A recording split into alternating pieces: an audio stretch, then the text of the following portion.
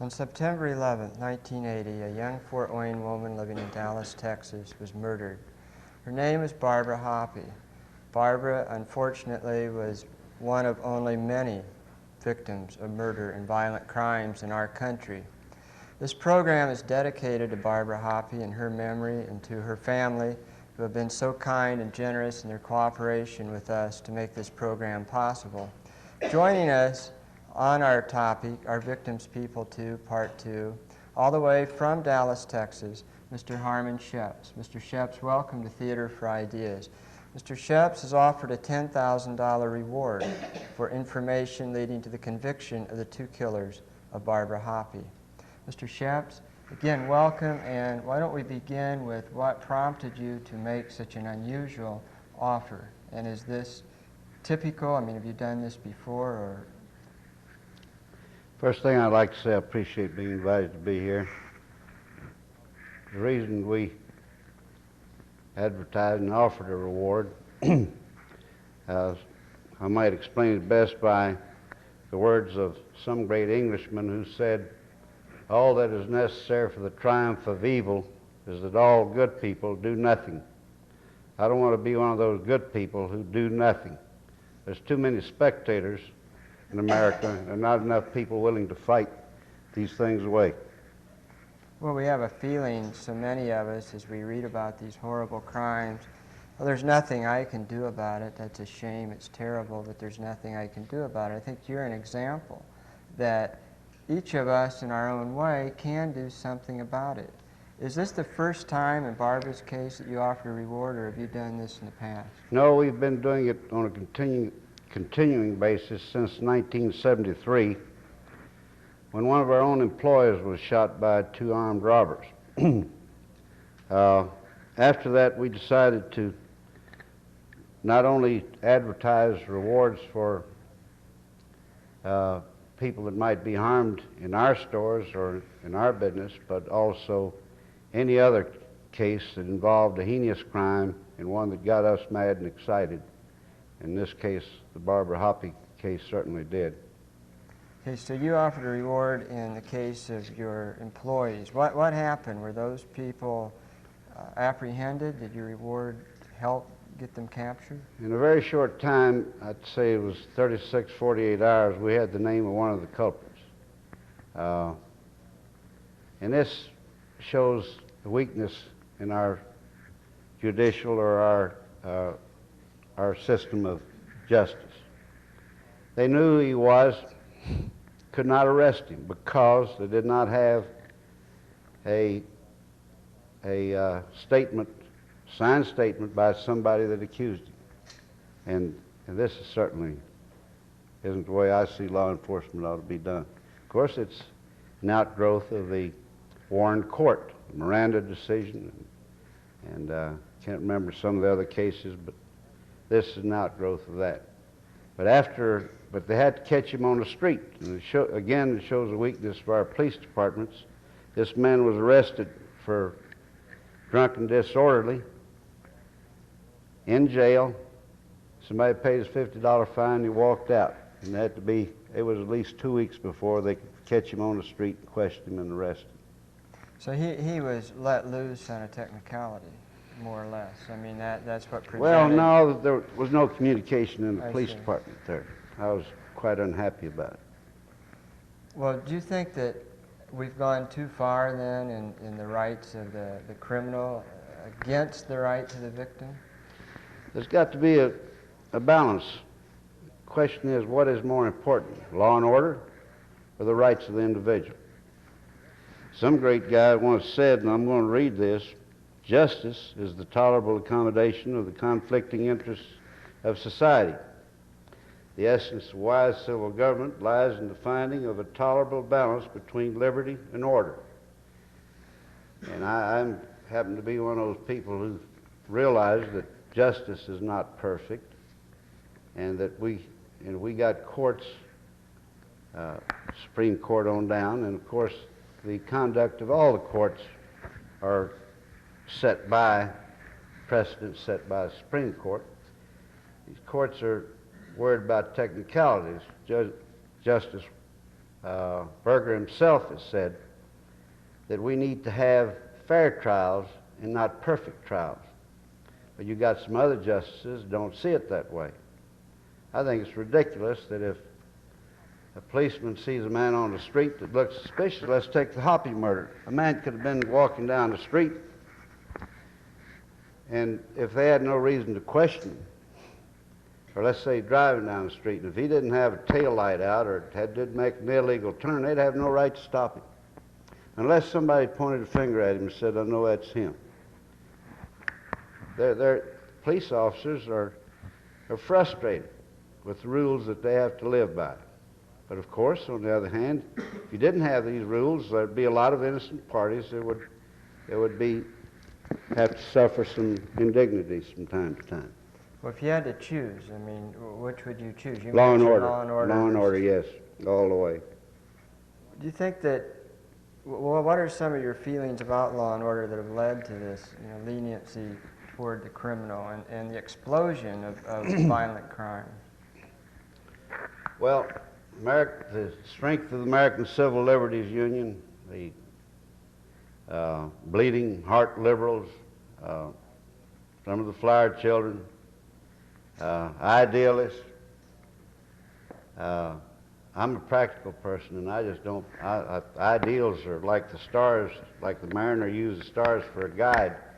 That's the guiding, something to be guided by, and we strive for it. But on the other hand, you got to take a practical approach. It's idealistic not to shoot somebody, but if somebody's advancing on you with a gun to kill you, you say, to hell with idealism, I'm going to protect myself, and you go boom yourself. Well, you mentioned that the courts and the rulings in the Supreme Court, we see so often that criminals are let loose on matters of technicality. How do you feel about that? I mean, you said something earlier when we were talking about the show that criminals, the bottom line is if you're guilty, you're guilty. If you aren't, you aren't, and let's quit babying them with all these technicalities. That's right. The fact that you had the illegal search, or the fact that you stopped a car that there was no reason for you to stop the car. And I think it was, can't remember if this case is in Ohio or Indiana, but it's 7-8 years ago where an armed robbery had been committed. A lot of money had been taken. The robber's car was spotted by 2 officers, and they pursued him, caught him, searched the car, found the stolen goods in the pocket and the crowbar and all the other burglary tools that they used, and guns, arrested him, convicted him, went to Supreme Court. Supreme Court kicked out the conviction. They had no right to search his car. Now, that isn't right. No, I agree with you. On the other hand, you mentioned that there has to be a balance, that we have to have some kind of justice system. Our system supposedly is the best in the world. How can we get this balance back? That seems to be what we're talking about, that criminals are treated too leniently as opposed to the rights of the victim. The people out there got to quit being spectators and start fighting. And they need to demonstrate what their wishes are at the polls. And you got one of these ACLU-endorsed candidates, always vote no on his name, always. Well, some people would think that this group is fighting for justice too, and I suppose there could be some disagreement there. The thing that intrigues me, though, is your offer of the reward. As far as I know, that's pretty unprecedented. It also goes back to kind of our Western culture, where we see all the cowboy movies and wanted, dead or alive, and there's a bounty and bounty hunters and so forth. And it seems that crime itself is a reflection of this Western mentality, that I can be a big man by taking a gun and blowing somebody away. Now you are doing something about it. Has your offer inspired other people in some of the ways that you're talking about? Shortly after we started offering rewards for different crimes, an organization was formed in Dallas called the Dallas Metro Crime Council. They've signed up members, and then it started out with people who own convenient food stores, service stations, and restaurants. charge $5 fee per store as a monthly membership, and they probably got 600-700 members now. They've been very successful. They have been offering rewards, and they've been conducting a program called Crime Stoppers. That's been effective. They get on television once or twice a week, if I remember correctly, in Dallas, and give the history of a crime that was committed the previous few days, tell the reward, give what leads they have on television, and offer a reward on it. It's been effective too, but we're not keeping pace with the rapid growth of the criminals or the rapid incidence of crime that's happened. Not whatsoever. The police chief there in Dallas 2 years ago said there's no way we're losing ground on them. They're way ahead of us, and after those that we do catch and convict, we can't get them put away long enough to help reduce the amount of crime. And this has been said by many others in the country. We need some unique ideas, something drastic solutions. And one of the first things that ought to happen is execute about 600-700 people that they got on death row in the various states all over the country. I'm surprised. I thought there would be a turn when Nixon had appointed Berger and Blackmun, Rehnquist, Powell. Got 4 good conservatives on there. Then Ford turned around and selects this guy Stevens, and I don't give him too much credit. And you got Thurgood Marshall and another one at Brennan, I believe it is. They still are able to delay these executions. I always thought once the Supreme Court denies cert, which means that they will not hear a case and means that the judgment of the last court will stand, I thought that was the finish. That was the end. Unless some liberal governor decided he wanted to commute one of them. But that isn't the way it is.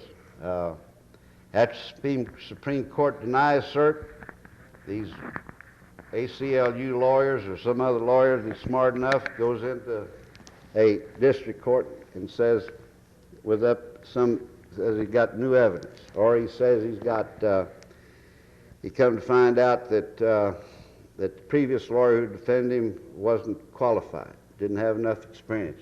Always some phony deal that delays the execution of these criminals. I really believe that if 400 or 500 of them were executed next week, I believe the murder rate in this country would drop to half what it is. And I'm sure there's some smart guy that's a lot smarter than I am about crime will say, well, prove it. How do you know it will do it? Well, I don't know that it'll do it. I couldn't guarantee it. But let me say this, we've tried every damn thing else and nothing has worked. Let's try that for a while. If it don't work, then we'll do something else. But trial and error, we might find a solution. It's a rather definitive method of trial and error, but you're right, it might work. What response specifically has your reward offer gotten in the Barbara Hoppe case? Are you getting personal calls from people saying, hey, I got the man for you? Let me say this, our offer of reward is based upon the apprehension and indictment, not conviction. Okay. Indictment. And we've got several reasons for doing that. Most people who offer rewards, they want a conviction. In the rewards that we offered and paid off on, the people who informed, they were people who wanted money right now. And I do have a little clout around the courthouse around down there, and if somebody's case to be heard in the grand jury, I can usually get it done pretty quick, and I can get a guy his money, providing we get an indictment. Of course, that don't mean he's going to be convicted and punished. But still, in all, it's a gamble, and I think it's a gamble well worth taking. But in this offer for Barbara Hoppe, and all the offers that we've made in the last 4 or 5 years, we stayed in there to call the Dallas Police Department if you have any information. So I don't get any. However, yes, I did. I did get 7 or 8 calls in this matter. I sure did. And they were all bad leads. I know in years past we've got a lot of screwball calls. Sometimes they'll call you and won't even give you their name, but they say, I know this guy's been acting strange and he's got to be the one. And, you know, really without any foundation or basis.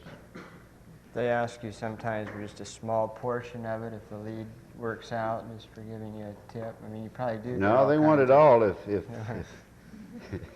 Well, how much money have you actually given away in the last 4 I think or 5 years? we've paid off in the 7 or 8 years. We have paid off, I think it's either 7 or 8 times. Right? And some of them, one of them was $10,000, one was $7,500.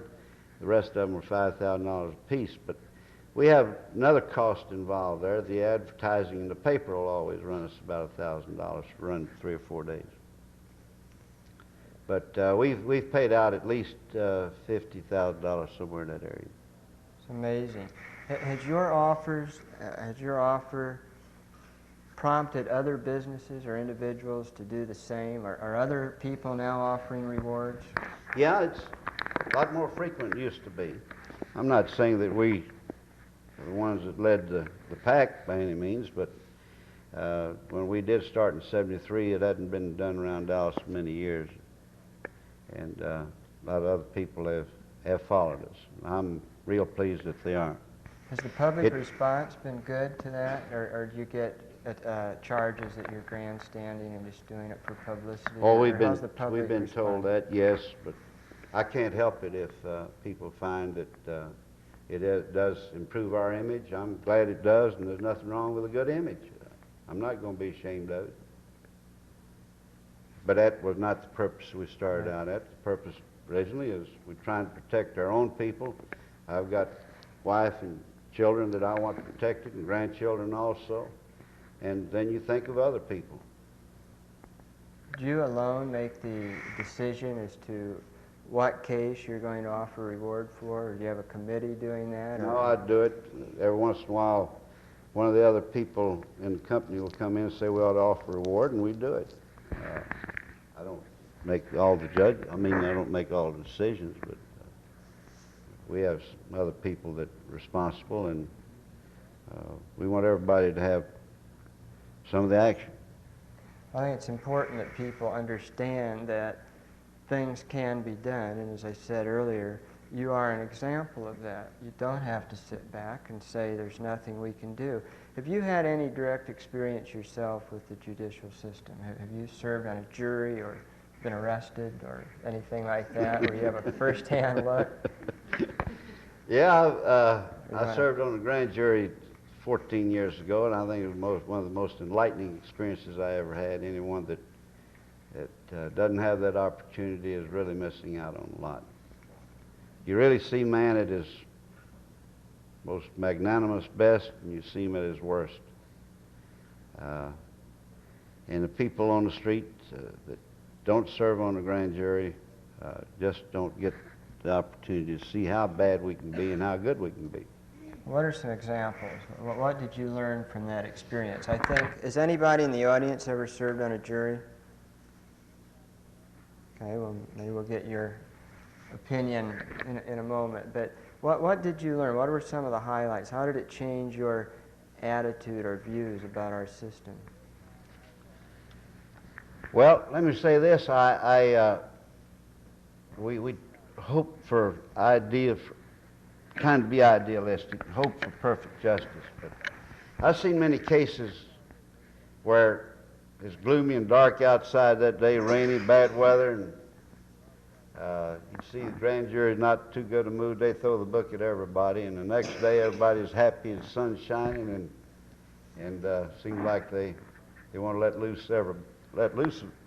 everybody loose if they didn't commit some heinous crime. But don't forget, the indictment depends on 12 people, and the recommendation of the district attorney recommendation can be turned down, but he's very influential in the grand jury room. So you don't get perfect. They don't come out perfect. I think that in my term, the things that I saw that are not so pleasant to talk about, but I saw cases where black man was assistant DA recommended an indictment, And when he stepped out of the room, I told the other 12 men, I think he's wrong. I think we ought to turn him loose. Justified murder, and we did. And that's what a grand jury is for in the eyes of those 12 people. Should he be indicted or should he be acquitted? And in two different cases, there were black people that I defended and got my wish in the matter. And I think I was right. One case involved a black man who was home recuperating from gunshot wounds that were inflicted by another black man, and he had been hospitalized, and this 3 or 4 months later, and he's sitting on his front porch, minding his own business, and got his protection laying by him, and sure enough, the assailant walks in the gate toward him again. Now, what would you do? I'd figure he's coming to finish the job. He picked up his shotgun and he did it first. So DA wanted to indict him. I said, hell no, I think it's justified murder. And we put him on the ground. And there's some other instances like that. I'm not the only one that would take up defense of somebody, but on the other hand, sometimes DA would want to turn one loose and we'd say no. But some of the worst things that I saw was grandfather assaulting a little 4-year-old boy. These kind of cases, it just makes you wonder how bad can man be. Cases of homosexual acts that the police department catch these people in public places. I don't know why the homosexuals don't go seek privacy when they want to do their thing. We got those people here with us, and I would like to see I'm kind of like J. Edgar Hoover, who was against victimless crimes being punished and prosecuted. Homosexual do his thing at home in privacy, it'd be all right with me, but I don't think it ought to be in public place, nor would we permit, no more would we permit a man and woman fornicating in a public place. But I think they're wasting a lot of damn time prosecuting those people and prosecuting gambling. Not that I don't like to gamble. And prosecuting alcoholics who are drunk, they don't belong in jail, they belong in the hospital. We've talked about so many things, we haven't touched on the problem with dope. Let's talk about the problem with dope for a minute. And again, it relates to rewards. Going back previous to the Kefauver days, I don't know if you'd remember, any of y'all old enough to remember Senator Kefauver. Wasn't he from Tennessee, I believe? Anyhow, he went on a crime-stopping tour of the United States, making an investigation of organized crime. He stopped prostitution, stopped gambling, he stopped a lot of things across the country. But up until that time, the police department, their greatest sources of information were pawn shops, prostitutes, and gamblers. Those people knew who was stealing what. And they worked with the police. Now, they all three in gray areas themselves, but they were the best informers the police had. A good policeman will tell you, there's some exception to this, there's only 2 ways we solve a crime. Once, we just happen to be there when it happened. 2, somebody tells us. And back in those days, they had a lot of people telling them who did what. Today, they don't have those people. So they've lost their main source of information. Not that I'm advocating prostitution or advocating crooked pawn shop operators or advocating that we have open gambling, but they were a good source of information. They knew what was going on. But now with the advent of dope, you've got a different culture around. Well, what would you propose to do to pushers if you were in authority to do something? You had a rather unique solution. Well, we can take the Chinese solution, which I would advocate. If y'all want to elect me king of this country, I'll get it done right quick. But we could get rid of dope pushing right here in Fort Wayne tonight. I'd rather wait till daylight, though. All right. Well, we buy 5 burlap bags and 5 wire ties, and we go find 5 pushers, and we put each one of them in a sack, go down into the deep river somewhere, call all the news media in, let them take pictures, we'd throw them in the river, and within hours, all the other pushers would be gone from Fort Wayne. They'd be gone somewhere else. And the users would have to follow them to get rid of them too. Now that would be we know we're not going to accept that kind of solution, but if Chinese got rid of the dope problem that way, and the reason you're not going to accept it in this country, there's too many people in the hierarchy in this country who've got their own sons, daughters, and relatives that have been caught. And they want to cure them, and they want to get them living a straight life again.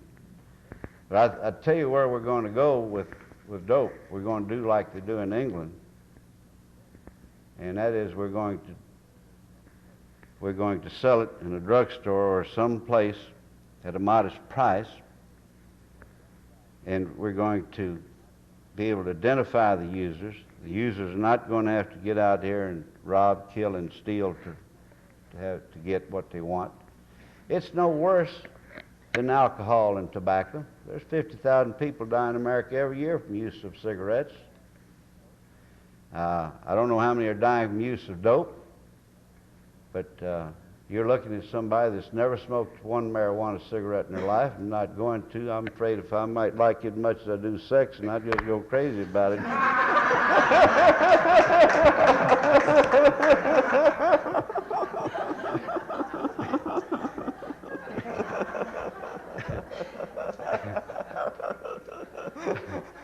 I don't. Anybody want to respond to that?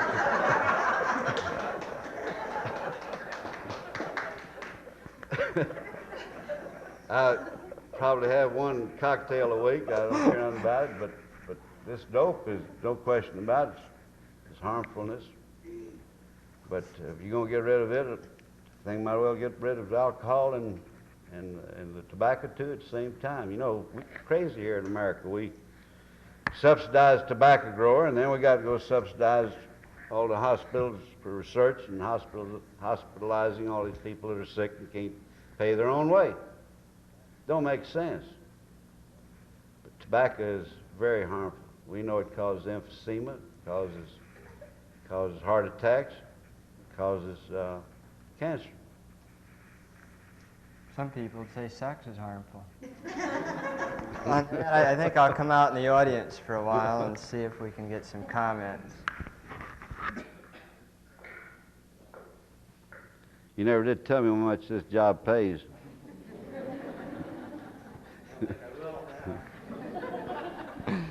Anybody want to follow up on anything Mr. Sheps has said?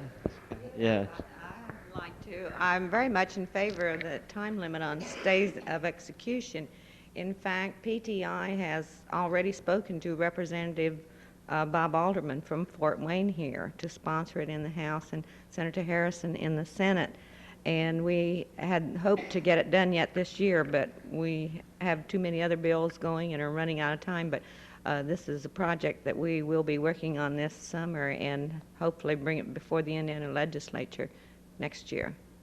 We'd like to see a 180-day time limit for stay of execution, just like Jack Howard Potts in Atlanta, Georgia is on his 5th stay of execution. The taxpayer picks this up. Yeah. And it's not right. They've had their fair trial. They had their first day of appeal. That is their constitutional right. That should be it. I agree with you 100%. What do you do at the Supreme Court? I'd say, well, 180 days after the Supreme You're Court talking has... you're talking about legislation at the state level, aren't you? Yes, and well, we have now formed a national lobby, and we'd like to see this occur across the nation. Well, I think it's very commendable, and I'd agree with you if you're successful. We will be. All that is necessary for all the people to get involved. Right. The Supreme Court itself, it will listen. Right. If enough people scream loud enough, That's there's right. no way they can ignore us. And, That's exactly right. And if the people will just voice their opinion, it can be done. Let me say this is Treva Richard from Protect the Innocent and Betty Spencer from Protect the Innocent. Betty, I'd like to ask you a question. We know of your experiences, the survivor of a murderous attack on Valentine's Day 1977. Mr. Sheps talked some about a grand jury and the judicial system, juries, trials. Could you share with us a little bit about your trial and some of the things that you learned? And I imagine it was very difficult for you to sit there and confront these 4 men who murdered your family. Yes, it was very difficult. Probably one of the most difficult things I've gone through besides the night the boys were killed. One thing I really resented was I had a migraine headache and had had for 4 days when David Smith's trial came up. But I couldn't do anything about it. I had to go ahead and testify when I was scheduled because would possibly jeopardize a trial if I didn't. Had it been David Smith with the headache, the trial could have been postponed and it would have made no difference. But my headache, I had to be there anyway, and really for 3.5 hours I sat there testifying, really almost unable to hold my head up and wondering if I was going to be able to keep my breakfast down. And any of you who have experienced migraines know that this is a terrible thing, and yet I had no choice. And there again, I really complain about the rights of the victim. It's a terrible thing to have to sit in court and confront the person who you saw murder your children and try to kill you, but it's like anything else. Somebody has to do it, so you do it. What were some of the things that you saw? I'm thinking of one incident that you shared with me this afternoon about how the lawyer for one of the young men, you know, this guy, a completely different look and tone and appearance. When David Smith came into our house with a shotgun in his hand, he looked like a young man that was ready to kill somebody, and that's exactly what he was. At court, he came in with a short haircut, a little boy haircut. He was a small person anyway, 17 years old at the time. He came in with a flannel shirt and jeans, but it was a little boy's flannel shirt. And he sat with his head down, his hands in his lap, and he wiped his tears from his eyes with the cuff of his shirt. And it was obvious this was an act that he had been coached to do, because this was all he did was sit and look down and wipe his eyes. And this young man, who used the most vile language I have ever heard in my life in our home, was acting like a small child simply to get the sympathy of the jury. Fortunately, it didn't work.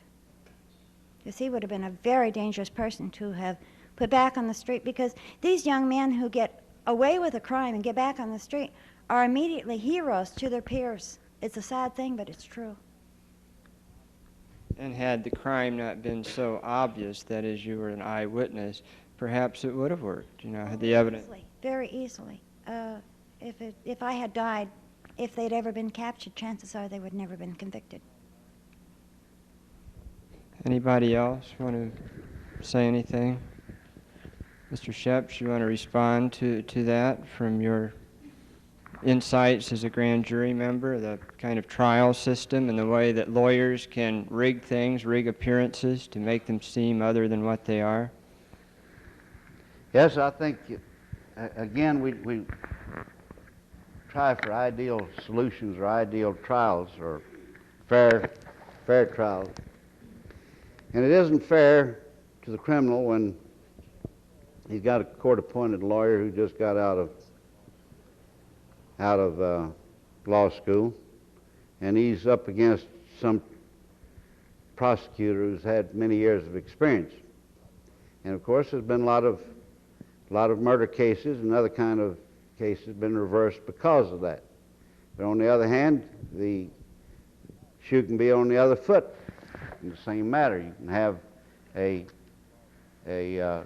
recent graduate of law school doing the prosecuting and a racehorse Haynes doing the defending. And we've seen what can happen there in a case down in Texas recently. A man was involved in 2 or 3 murders. Racehorse Haynes, through his cunning presentation of the case to the jury, convinced them that he was not guilty. Then later the man was accused of arranging the murder of a district judge, and again, through his cunningness, the man was found not guilty. There wasn't any equity involved in those trials like that. I want to tell just a funny story about you, kind of about you over dinner tonight when we were talking about Racehorse Haynes, and we asked Mr. Sheps where they got that name, and he didn't know, and our waitress, who happened to be from Dallas, ended up telling us how Racehorse Haynes got his name. So we thought that was really a welcome for Mr. Sheps coming all the way from Texas. Oh, Terry, I just wanted to make an observation or a comment. I've just noticed a shift in the mood in the country towards, well, a lot of things, and it seems like criminals and crime in general. I think, and over the last 20 years, our society has gone through a change. In the 60s and 70s, the social sciences were very big. People were looking at society and really examining our society rather carefully. And I think people were more sympathetic to criminals. It was like, well, people don't become criminals in a vacuum. I mean, we're all products of our environment, and there must be something wrong with our environment to produce these kind of people. And I think people were more or less looking at society or their environment and a little less likely to hold people responsible for their own actions. It was sort of like spread the guilt around. I mean, well, because my neighbor is doing this because of partially because what I'm failing to do, for society.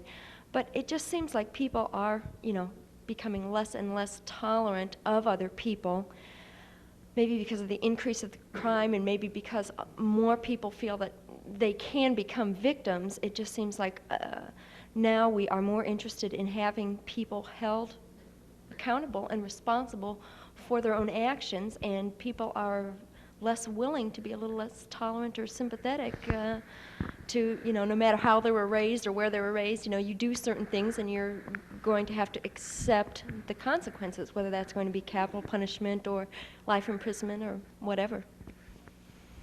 Thank you for that observation and comment. In the last 10, 15 minutes here, what is the status, Mr. Sheps, of the Barbara Hoppe case that inspired this program, your reward offer? What has happened since September of last year? They have not had any leads whatsoever of any substance. None whatsoever. And this involved 2 killers and 2 people. Another young man besides Barbara was murdered in this case. The survivor could make positive identification. He's a very observant person, my understanding, and if they ever find him, he'll know him. But where they conducted that crime, I believe that they've done this same thing before. They knew how to tie people up securely where they couldn't get loose, and they did it with calm of real veteran, real pros. What do you think should be done to them if they are captured? I think I know, but I just want to make sure. Well, in if they were Texas, convicted. now, I would like to fire old Sparky back up. That's the electric chair.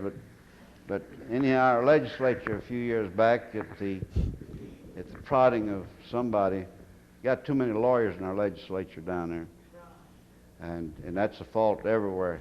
If you ever have an opportunity to vote against a lawyer and get a practical person, that's what you want to do. Anyhow, our method of execution, and they haven't used it yet, was by injection.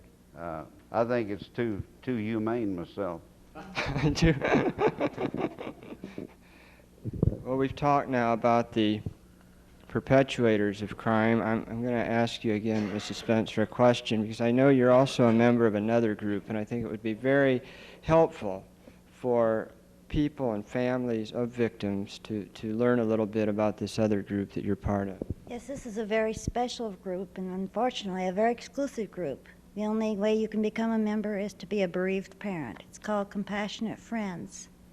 And it's an organization for people who have had children die, whether it be any way, however they might die.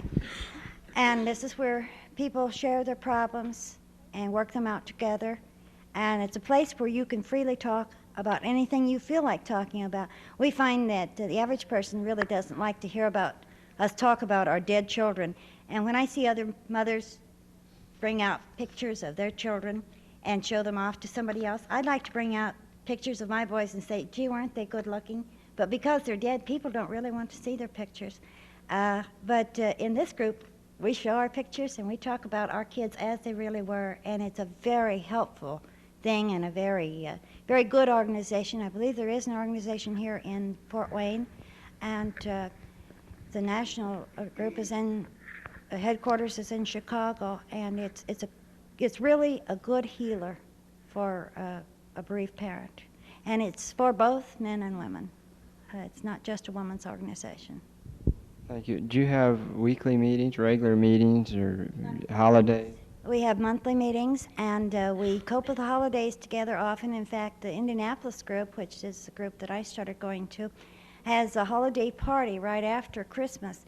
And this seems to be something that helps us cope with the holidays, is because this is something that we can do together. We don't have a big, a real big celebration. It's just a time that we get together and talk about how we feel about the holidays and have a little special meal together. And nobody wants to celebrate Christmas with their family and have somebody come in and start talking about dead people, but we would like to talk about our children once in a while. So this is the time we can do it. How could people join this group? All you have to do is go to a meeting. There's no formal membership, and you can go as long as you want to. Normally people go, and then when they start feeling better, they stick around and help the new ones that come in that are having problems. And it's a really good self-help group. Do you now, when you read about another victim of a horrible crime, do you sometimes write them letters or call them and let them know there's such a group? And did people do that to you? We talked about in the first show about some of the nasty things that you got. I guess I didn't talk about the good things that happened. I have a large garbage sack, full of mail from all over the United States, and many of them were other people whose children had died in different ways, and particularly from people whose children had been murdered. There are a lot of people just well-wishing. There were books sent to me. Sometimes when I'm blue and kind of down on the world, I go back and read those little notes, and each time I find something new and more encouraging. But yes, I do contact people whose children die, whether it be through murder or any way, and I often go to the funeral home. Now that it's been a little longer, I find that I can do this often, not every time. I have to be in the right mood because it's very hard for me to stay strong in the funeral home, and of course I always fall apart in the parking lot when I get out. But to benefit the parent, I must stay strong at that time. But that it helps other parents to know that I have survived all of this, and they kind of take this attitude: if she can do it, I can too. And if I can give someone strength this way, that makes me feel better, makes me feel more worthwhile. Thank you. Treva, is there any undertaking on the part of Protect the Innocent to join forces with, so to speak, with the Compassionate Friends group? Not at this point, Terry. It has never been brought up. Our group is really concentrating more on the judicial system and that type of thing. And I think, like Betty Jane said, this type of group can be more effective by actually being the victims, and helping each other than what we could, not having experienced this. Because the majority of our people are not victims of crime. Our lobby group is, but the rest of us are just potential victims of crime and trying to prevent more victims of crime. Thank you. Mr. Sheps, let's talk a little bit about the comment that Rena in the back made. You've seen, I suppose, a lot of changes in the last 10, 20 years. She mentioned the not caring as much for one another. We know we're a transitional society. We move around a lot. We have a high divorce rate. You've mentioned alcohol and drugs. What do you see happening in our country that is contributing to this explosion of violent crime? I would think of the main cause for the explosion of crime is breakdown in the family institution. I need to go back to refer back to Ariel and whatever their names were who wrote the books on civilization. There was a time in my life I thought that the child born today was smarter than the child born 6,000 years ago. But I finally got smart, or think I'm smart anyhow. The facts are that the little barbarian that's born today is just as uncivilized as a child born 10,000 years ago. And it is up to the parents to heap a little civilization on that little fella every day, and then get help from the church, from the schools, and someday, maybe when he's 20 years old or close to it, you can set him outside on the street, and he'll be civilized, and he'll respect other people. He'll respect his parents first, his teachers, people on the street. He'll respect their lives, their property, and their rights.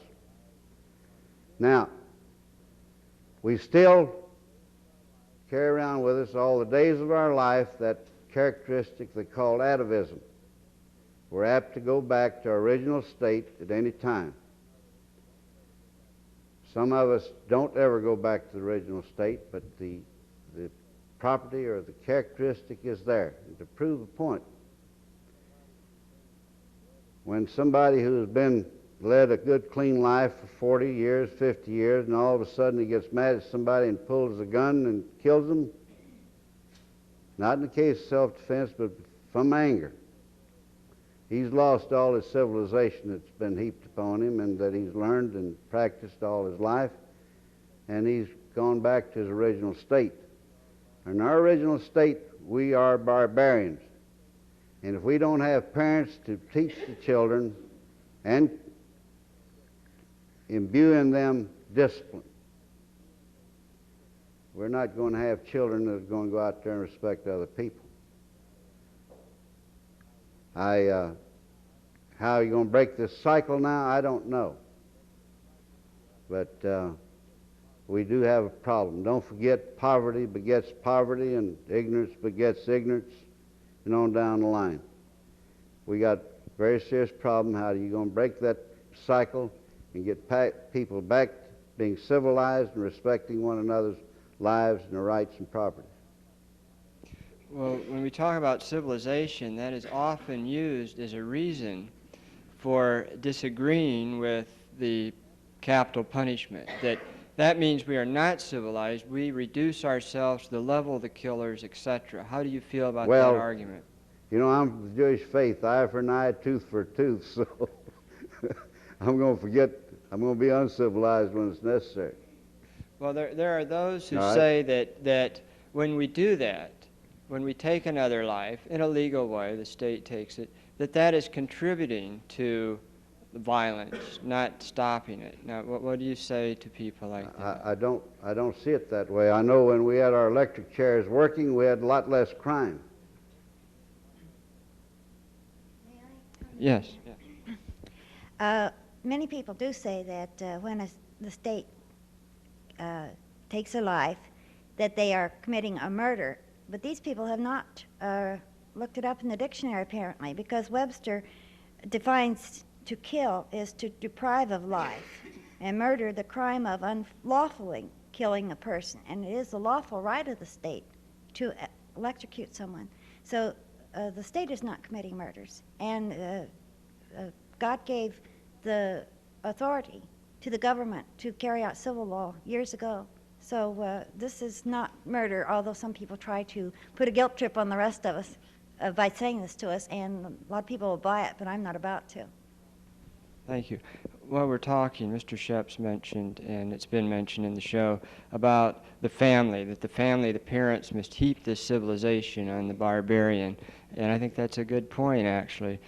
How were the boys or men or people that did the horrible thing to your family, what kind of family is, from what you know of them, did they come from? This is all hearsay, but it came from law officials, so I assume that it is the truth. Only one of them had both a father and mother to take care of them. The rest of them had very bad home lives. The leader of the gang had a father and a mother, a too loving father, a father that thought anything he did was perfect and that he should not be held accountable for any of his actions. And it's been told to me, I don't know how reliable the story is, but I've been told that Roger Drollinger came home from school with a lunch pail that belonged to someone else in first grade. And his mother said, "Oh, Roger, you're going to have to take this back to school and give it to who it belongs to." And his father said, if he wants that lunch pail, he can have it. And that was the start of Roger Drollinger's criminal career. And he has a very long list of crimes that he has been apprehended for. How many he has not been apprehended on. It's like Steve Goldsmith says, a prosecutor of Marion County. He says a person who is up for a habitual criminal, which means they've been arrested 3 times, that means they have committed probably 100 crimes but have only been caught 3 times. So, but yes, I think the deterioration of the family is a problem. And I don't know how you force people to become parents. But whatever the answer is, we'd better be finding it pretty soon, I think. Mr. Sheps mentioned the bleeding liberals. I ask either of you, they would say that these people should be rehabilitated or the attempt should be made. Do you think they should even have the opportunity? Mr. Sheps? Well, I've heard psychiatrists say that once the little fellow's got beyond 6, 7 years old, his character's made up. No one's going to change him. And, of course, who am I to question them? But there's a serious problem present. We had a lot better world to live in when the days when parents were parents and people understood what it was to respect others, people's lives and their property, and there was discipline. You saw a policeman, you respected him, you didn't call him pig. It's a desperate situation, and we got to find some desperate solutions. Whether right or wrong, we're not doing anything now. The federal government come up with our LEAA deal back in the days of Johnson. I think it was a total waste of money. We got police officers that are accustomed to 40-hour weeks, detectives that are working hot on a murder cases, and 40 hours up, they go home. That isn't the way to solve crimes. Years ago, you had dedicated policemen who were hot on the tail of a criminal, and he didn't stop until he found him.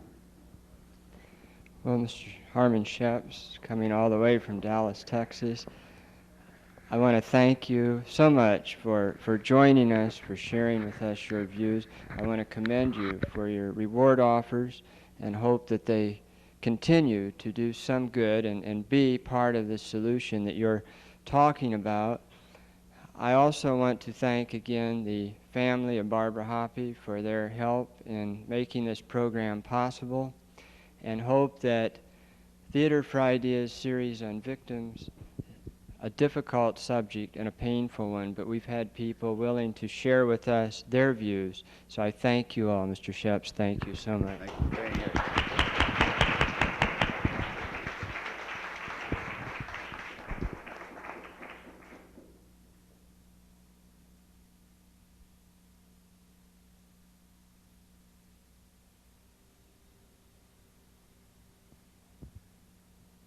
Barbara Hoppe was a beautiful young woman with deep, brooding eyes, an impish sense of humor, and a loving family. She had lots of friends, too, but it wasn't until near the end of her short life that she began to feel really comfortable with herself. Barbara had a hard time feeling she was attractive. As a child, she had to wear a cumbersome back brace. Perhaps it was this that caused her insecurity, her feelings that she wasn't pretty. But oh, she was pretty. As she entered high school, she shed the back brace and blossomed into a beautiful young woman. But she wasn't much different, I suppose, from other kids her age. There were the parties and the books, the '65 Ford Mustang she came to love. She went to IU Purdue here in Fort Wayne and then met a man at Notre Dame. In 1977, she married him and moved to the big city, Dallas, where she worked at American General Life Insurance and then at Frito-Lay. She got divorced and made lots of friends. One of her favorite things was taking pictures of her friends. As her mother said, it got so you started to hide when you saw her coming because you knew she was going to get a picture of you. A lot of pictures, a lot of friends. And many of them she sent home to her family the pictures, that is. She wanted them to know her friends and her world. She wrote home regularly and called often. As is true of all good parents, Barbara's missed her as much as she missed them, and would have liked to have had her back home. But it was her life, they knew, and she must be free to live it. She was happy in Dallas, adjusting well to her life as a single woman, and that's what counts. Last summer she came home to visit, triumphant in her western jeans, boots, and cowboy hat. She posed in the same step with her dog where just a few years ago she had posed in her high school graduation gown. The change from cap and gown to jeans and cowboy hat was apparent. The interchanges, of course, were not so apparent, but it seems clear that Barbara was maturing into a cautious, beautiful, independent young woman with plans and fears and dreams, not unlike many women her age. On September 11th of last year, she went over to two new friends' apartment, a 5-minute drive from her own, to watch a professional football game, a ritual in Dallas. She hadn't been there long. There is no need to go into details. On that warm, late summer night, she was murdered. Barbara Hoppe was a victim of a society whose sickness cannot be comprehended. We all feel, as did her family and friends, that this type of injustice could never touch our own lives. We read about it in the papers. We talk with horror about it in our daily conversations. But we can't feel it, not really. If we were to respond to Barbara as our sister or our daughter, the shock would be too harsh, and we might realize that, yes, we are potential victims because Barbara Hoppe was a victim.